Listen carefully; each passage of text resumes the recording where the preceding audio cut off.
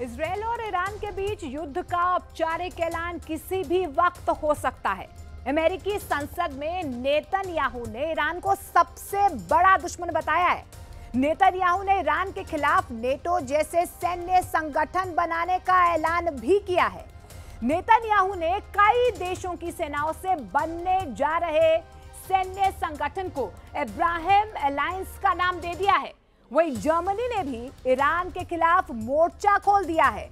Germany में Iran के समर्थक संगठन पर बैन लगा दिया गया है। स्पेशल रिपोर्ट में देखिए नेतन्याहू की नीली मिसाइल किस पर लॉन्च की गई।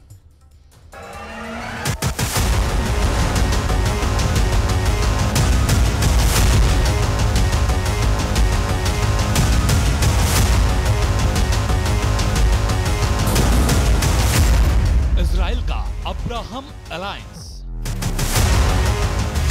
दुश्मनों को नेतन्याहू का चैलेंज। नेटो जैसी पावर बनेगा इजराइल। हूथी और हमास अब होंगे पूरी तरह खल्लास। अकेला इजराइल सभी दुश्मनों के होश उड़ाए हुए है। मिसाइल के धमाकों से, टैंकों की मार से, जंगी जेट से बारूद बरसाकर, फाइटर ड्रोन से इजराइल दुश्मन के घर में घुसकर उनके चीथड़े उड़ाए हुए है।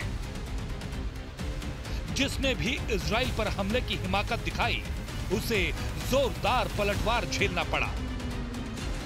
वो चाहे हमास हो, लेबनान के हिजबुल्लाह हो, यमन के हूथी हो या फिर ईरान जैसा पावरफुल नेशन। इजराइल को जिसने आंख दिखाई है उसे मुंहतोड़ जवाब मिला है। बावजूद इसके बेंजामिन नेतन्याहू ने इजराइल को सुपर पावर अमेरिका जैसा अजेय बनाने का मिशन ऑन कर दिया है। नेतन्याहू के मिशन से पूरे अरब वर्ल्ड में हड़कंप मचा है। अमेरिका में नेतन्याहू ने ईरान का साथ देने वालों को डायरेक्ट धमकी दी है। साथ ही ये भी ऐलान किया है कि वो अब ईरान से आर पार के मूड में है। नेतन्याहू ने ईरान के समर्थकों को कैसे जुमले से नवाजा, सुनिए। Iran is funding the anti-Israel protests that are going on right now outside this building. Not that many, but they're there, and throughout the city. Well, I have a message for these protesters.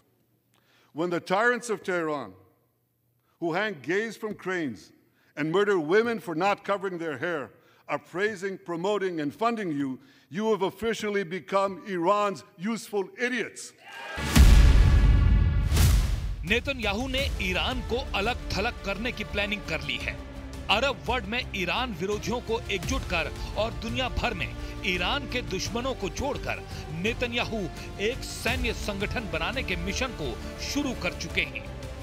इस सैन्य संगठन को Netanyahu Abraham alliance का नाम देने वाले हैं। लेकिन इसका पूरा प्लान क्या है? क्यों इजराइल के दुश्मनों की टेंशन बढ़ गई है? गाजा युद्ध के दौरान आखिर नए सैन्य संगठन में कौन-कौन इजराइल के साथ दिख रहा है? सब कुछ जानेंगे। एक एक कर नेतन्याहू के वॉर प्लान की डिटेल सामने आएगी। उससे पहले देखिए जर्मनी से आई ईरान और हिजबुल्लाह के लिए बहुत भयानक खबर। जर्मनी ने ईरान को दिया 440 वोल्ट का झटका। IZH के 53 ठिकानों पर मारा गया छापा। इजराइल को मिली जर्मन पावर, IZH पर बैन। नीली मस्जिद पर लटका दिया जर्मन ताला।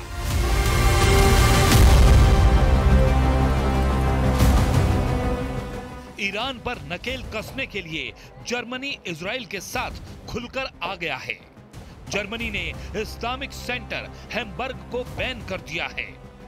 जर्मनी के हैम्बर्ग में इमाम अली मस्जिद को भी बंद कर दिया गया है। ये जर्मनी की सबसे पुरानी मस्जिदों में एक है। मस्जिद जर्मनी में अपनी फिरोजी रंग की दीवारों के लिए मशहूर है।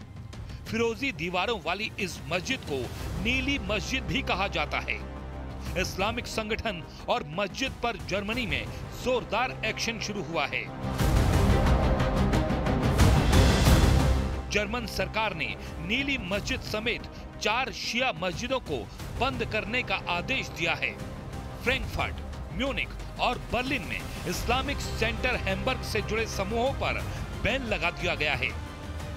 जर्मनी के गृह मंत्रालय ने बताया कि अदालत के आदेश पर बुधवार की सुबह देश के 8 राज्यों में इस्लामिक सेंटर हैम्बर्ग से जुड़े 53 ठिकानों पर छापेमारी की गई थी। मंत्रालय ने बताया कि नवंबर महीने में 55 संपत्तियों की तलाशी के बाद मिले सबूतों के आधार पर IZH पर प्रतिबंध लगाया गया। इस संस्था को जर्मन में इस्लामिक चेस जेंट्रम हैम्बर्ग के नाम से भी जाना जाता है। जर्मनी ने दावा किया कि IZH ईरानी एजेंडे को जर्मनी में फैला रहे थे। इस्लामिक क्रांति की साजिश के पर्दाफाश के बाद जर्मनी ने ईरान के खिलाफ जमकर हल्ला बोला है। इजराइल के लिए जर्मनी का साथ आना नेतन्याहू के लिए बड़ी कामयाबी माना जा रहा है, क्योंकि नेतन्याहू अब्राहम अलायंस बनाने की कोशिश में जुटे हैं। इजराइल के प्रधानमंत्री बेंजामिन नेतन्याहू ने अमेरिकी कांग्रेस को संबोधित करते हुए ईरान के खिलाफ एक सैन्य गठबंधन की योजना का खाका रखा है। इसमें इजराइल के पड़ोसी मुस्लिम देशों को भी शामिल करने की योजना है। नेतन्याहू की योजना से साफ है कि वे मध्य पूर्व में नेटो जैसा गठबंधन बनाना चाहते हैं, जिसमें नेतन्याहू की पूरी कोशिश है कि अमेरिका भी साथ रहे। इसलिए उन्होंने अमेरिका में ईरान के एटम बम के खतरे का भी जिक्र किया है।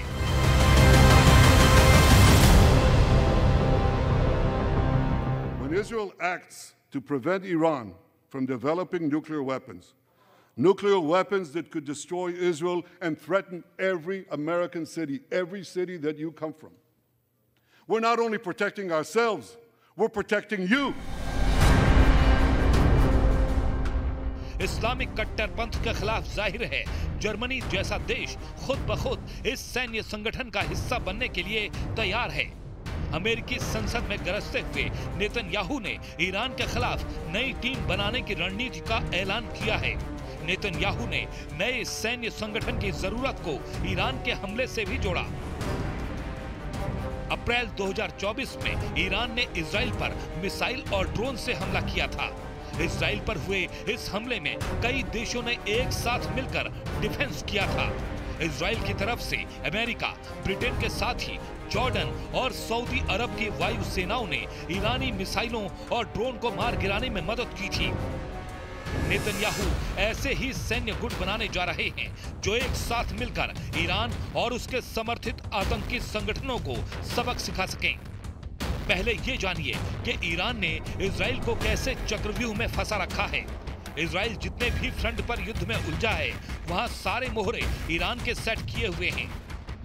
गाजा में हमास वर्सेस इजराइल, लेबनान में हिजबुल्लाह वर्सेस इजराइल, यमन में हूथी वर्सेस इजराइल, सीरिया में बशर वर्सेस इजराइल और अब ईरान इजराइल में आर पार के युद्ध का अलार्म, यानी सबसे विध्वंसक युद्ध का बिगुल बज गया है। ओपन ऐलान इजराइल के प्रधानमंत्री बेंयामिन नेतन्याहू ने किया है। ऐलान के साथ ये वार्निंग भी दी है कि युद्ध में ईरान पूरी तरह से तबाह होगा। इजराइल ने अपने सबसे बड़े दुश्मन को सबक सिखाने के लिए पूरी तैयारी कर ली है।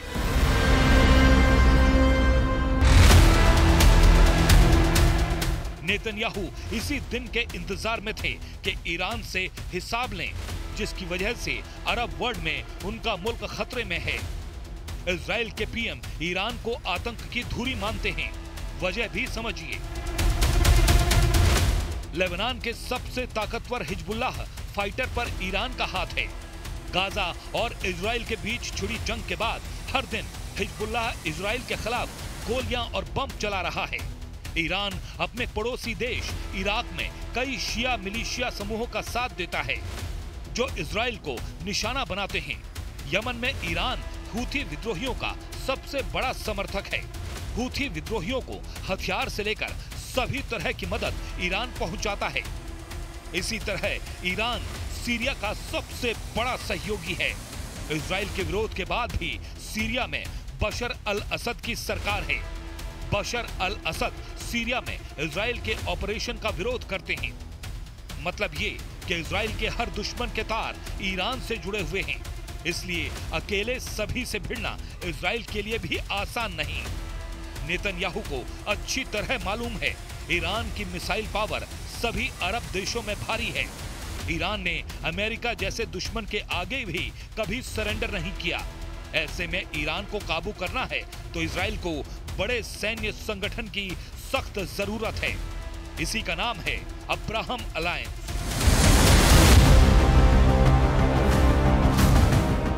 इजराइल का गुस्सा तब तक शांत नहीं होगा जब तक हमास सभी बंधकों को रिहा नहीं करता। नेतन्याहू तब तक युद्ध जारी रखेंगे जब तक हमास, हिजबुल्लाह और हूथी का सफाया नहीं होता।